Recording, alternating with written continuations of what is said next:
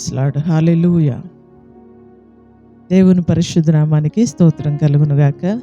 ఈ మంచి ఉదయకాల సమయం దేవుని మాటలు వింటున్న మీ అందరికీ కూడా నా హృదయపూర్వకమైనటువంటి వందనాలు.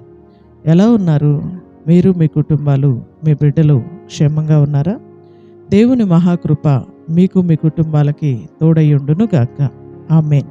పరిశుద్ధ గ్రంథంలో నుండి ఒక వాక్యాన్ని మనం చదువుకుందాం. చూడండి, 121 కీర్తన 5వ వచనం. 121 కీర్తన 5వ వచనం. యెహోవాయే నిన్ను కాపాడువాడు. హల్లెలూయా. కీర్తనాకారుడు ఈ 121 కీర్తనని రాశారు. ఎవరు రాశారు అనేది ఇక్కడ లేదు, కానీ యాత్రా కీర్తన అని మాత్రం రాయబడిందండి. ఈ కీర్తన గ్రంథంలో ఈ 121 కీర్తనలో 5 సార్లు దేవుడు నిన్ను కాపాడును, దేవుడు నిన్ను కాపాడును అని రాశాం. ఈ 5వ వచనాన్ని మనం చూస్తే యెహోవాయే నిన్ను కాపాడువాడు. నిజమే, మనం ఆరాధిస్తున్నటువంటి మన తండ్రి అయిన దేవుడు మనల్ని కాపాడే దేవుడండి. మనకి క్షేమం ఇచ్చే దేవుడండి. నిత్యము ఆయన మనల్ని కాపాడుతాడండి. యెహోవాయే నిన్ను కాపాడువాడు. చూడండి, ఈరోజు మనం చూస్తే బయటికి వెళ్ళిన మనిషి లోపలికి వచ్చేంత వరకు నమ్మకం లేదు. ఎప్పుడు ఏం జరుగుతుందో తెలియట్లేదు, ఎక్కడ ఏం జరుగుతుందో తెలియట్లేదు. రోడ్డు పక్కన ఉన్న వ్యక్తి కూడా, టీ తాగుతున్న వ్యక్తుల్లో కూడా బళ్ళు గుద్దేసి యాక్సిడెంట్లు జరిగిపోయి ఎంతోమంది ప్రమాదాలకి గురైపోయారండి. ఇంట్లో ఉన్న వ్యక్తి కూడా సేఫ్గా ఉంటాడు అనడానికి లేదండి. చాలామంది ఇళ్లల్లో వాహనాలు చొరబడి ఇంట్లో పడుకున్న వ్యక్తులు కూడా చనిపోయిన సందర్భాలు చాలా ఉన్నాయండి. దేవుని కాపుదల అనేది చాలామందికి లేదండి. మనం రోడ్డు మీద నడుచుకుంటూ వెళ్తున్నా సేఫ్గా వస్తామా లేదా అనే నమ్మకం మాత్రం మనకి లేదండి. ఇలాంటి భయంకరమైన దినాల్లో దేవుడు మనకిస్తున్నటువంటి వాగ్దానం ఏంటంటే, యెహోవాయే నిన్ను కాపాడును. నిజమే, మనం ఆరాధిస్తున్న దేవుడు మనల్ని కాపాడే దేవుడండి. మనకి క్షేమం ఇచ్చే దేవుడండి. మనకి కాపుదల ఇచ్చే దేవుడు. అందుకనే ఈ ఒక్క అధ్యాయంలోనే 5 సార్లు చెప్పాడు, యెహోవా నిన్ను కాపాడును. ఇది మొదలుకొని ఆయన నిన్ను కాపాడును, నీ రాకపోకల యందు ఆయన నిన్ను కాపాడును అని. ప్రతి ఉదయకాల సమయం ప్రభువా మమ్మల్ని కాపాడండి, మీ క్షేమం మాకు ఇవ్వండి అని గనక ఆయన పాదాలు పట్టుకోగలిగితే తప్పకుండా దేవుడు కాపాడతాడండి. మీరు కాపాడబడతారు అనుకున్నప్పుడు, ఈ వాగ్దానం దేవుడు మనకిచ్చినప్పుడు అందరూ సంతోషిస్తారండి. ఎందుకంటే దేవుడు కాపాడుతాడంటే అంతకంటే సంతోషం ఏముంది? కానీ అందరూ కాపాడబడరండి. బైబిల్ గ్రంథ ప్రకారం మనం చూస్తే చూడండి, అదే కీర్తన 95వ కీర్తన గనక మనం చూస్తే 97వ కీర్తన బైబిల్ గ్రంథంలో 97వ కీర్తన 10వ వచనాన్ని గనక మనం చూస్తే, యెహోవాను ప్రేమించువారులారా చెడుతనమును అసహ్యించుకొనుడి, తన భక్తుల ప్రాణమును ఆయన కాపాడును. హల్లెలూయా. అందరినీ కాపాడుతాడండి. ఎవరైతే దేవుణ్ణి ప్రేమిస్తున్నారో, ప్రేమించటం మాత్రమే కాదండి, చెడుతనాన్ని అసహ్యించుకోవాలి, మంచిగా భక్తి చేసుకోవాలి. చూడండి, నేను కూడా దేవుణ్ణి ప్రేమిస్తున్నాను అంటూ, నేను కూడా దేవుని బిడ్డనే అంటూ తాగి తిరుగుతుంటే దేవుడు కాపాడండి. నేను కూడా దేవుని బిడ్డనే, నేను కూడా దేవుణ్ణి ప్రేమిస్తున్నాను అని చెడు పనులు చేస్తే దేవుడు కాపాడండి. పాపము చేస్తే దేవుడు కాపాడండి. విచ్చలవిడితనంగా తిరిగేవాళ్ళు, చెడు పనులు చేసేవాళ్ళు, పాపంలో కూరుకుపోయేవాళ్ళు, అలాంటి వ్యక్తుల్ని దేవుడు ఎప్పుడూ కూడా కాపాడండి. బైబిల్ చెప్తుంది, యెహోవాను ప్రేమించువారులారా చెడుతనాన్ని అసహ్యించుకోండి, తన భక్తుల ప్రాణాలని ఆయన కాపాడతాడు. చెడును అసహ్యించుకొని భక్తి చేసుకోవాలండి. ఆ భక్తుల ప్రాణాలని దేవుడు కాపాడతాడు. ఇష్టానుసారంగా బ్రతుకుతూ ఈ రోజున ఈ సెల్ ఫోన్ అందరి చేతుల్లోకి వచ్చిన తర్వాత అర్ధరాత్రులు మెలకువ వచ్చినా కూడా ఫోన్లనే చూసేవాళ్ళు ఉన్నారు. ఫోన్లో లేనిపోయిన పాపం, లోకం మనుషుల్ని లాగేస్తుందండి.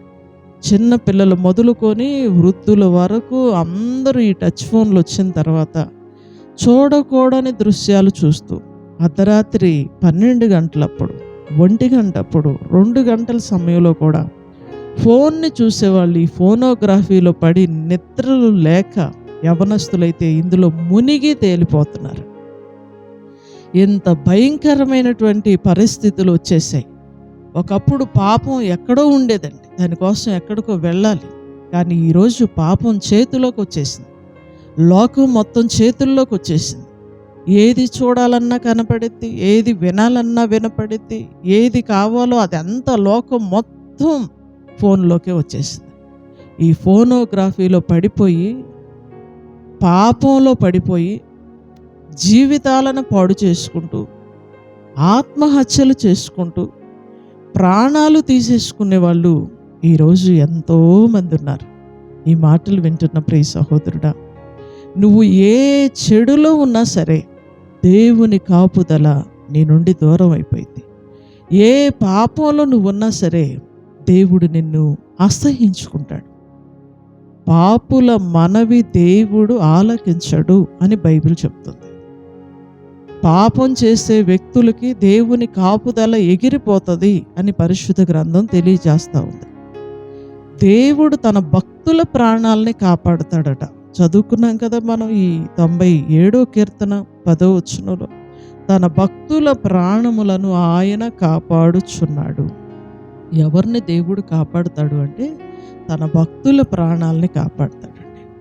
పాపాన్ని విడిచిపెట్టి ప్రతిరోజు బైబిల్ గ్రంథాన్ని చదువుతూ, వాక్యం ఏదైతే మనకు బోధిస్తూ ఉందో, బైబిల్ మనకు ఏదైతే చెప్తుందో ఆ ఆజ్ఞలను అనుసరిస్తూ, దేవుణ్ణి ప్రేమిస్తూ, ప్రార్థన చేసుకుంటూ, పాపం నుండి విడుదల పొంది, ప్రభువా నేను పాపిని, నన్ను క్షమించమని అడిగితే ప్రభు క్షమిస్తాడు, కాపాడుతాడు, క్షేమం ఇస్తాడు. ఈరోజు క్షేమము లేకుండానే ఎన్ని కుటుంబాలు పతనం అయిపోతున్నాయో కదా. దేవుని కాపుదల లేదు కదా. ఎంతమంది తాగి డ్రైవింగ్ చేసి రోడ్ల మీద ప్రాణాలను కోల్పోతున్నారు. ఎన్ని యాక్సిడెంట్లు జరుగుతూ ఉన్నాయి. బయటికి వెళ్ళిన వ్యక్తి లోపలికి వచ్చేంత వరకు నమ్మకం లేదు కదా.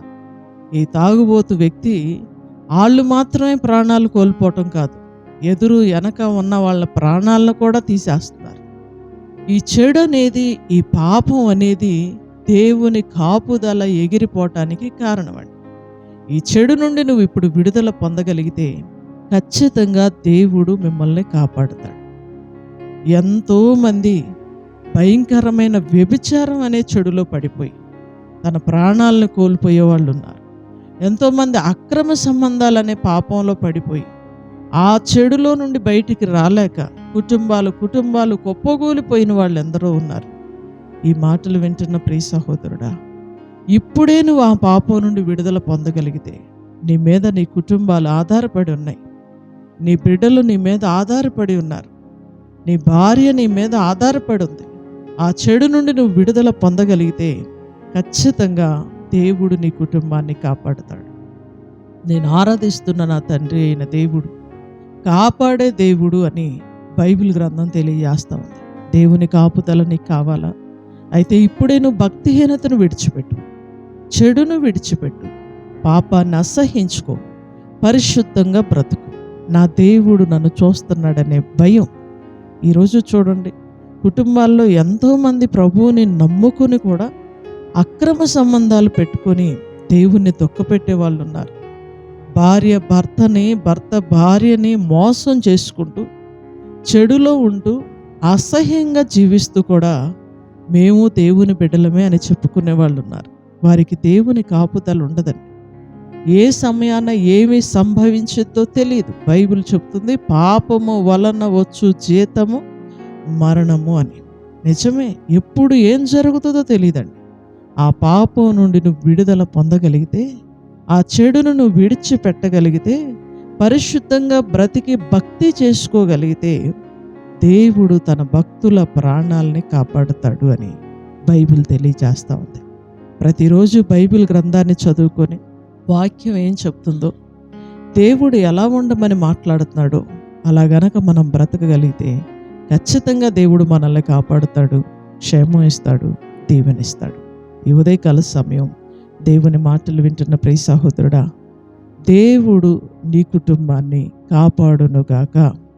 ఆ చెడు నుండి అసహించుకొని భక్తి చేసుకునే కృప దేవుడు మీకు ఇచ్చునుగాక. ఆమేన్. God bless you. ప్రార్థన చేసుకుందాం. సకల ఆశీర్వాదములకు కారణభూతుడైన మా తండ్రి, మీ ఘనమైన శ్రేష్టమైన నామానికి వందనాలు, స్తుతులు, స్తోత్రాలు చెల్లిస్తూ ఉన్నాం. ఈ మంచి ఉదయకాల సమయం అమూల్యమైన నీ వాగ్దానం ద్వారా మాతో మీరు మాట్లాడినందుకు వందనాలు. అవునయ్యా, మీరే కాపాడే దేవుడివి. ఎవరిని కాపాడుతారో కూడా మీరు మాకు తెలియచేశారు. భక్తుల ప్రాణాలను మీరు కాపాడుతారు. చెడులో ఉన్నవారిని మీరు విడిచిపెడతారయ్యా. పాపంలో ఉన్నవారిని మీరు విడిచిపెడతారు. ఎవరైతే చెడును అసహించుకొని భక్తి చేసుకుంటారో వారి ప్రాణాలని నేను కాపాడుతాను అని నీ లేఖనం మాకు తెలియజేసింది. బైబిల్లో ఏ మాటల ద్వారా అయితే మీరు మాతో మాట్లాడారో వాటిని అంగీకరించే కృప నీ మాటలు వింటున్న ప్రతి బిడ్డకి దయచేయండి.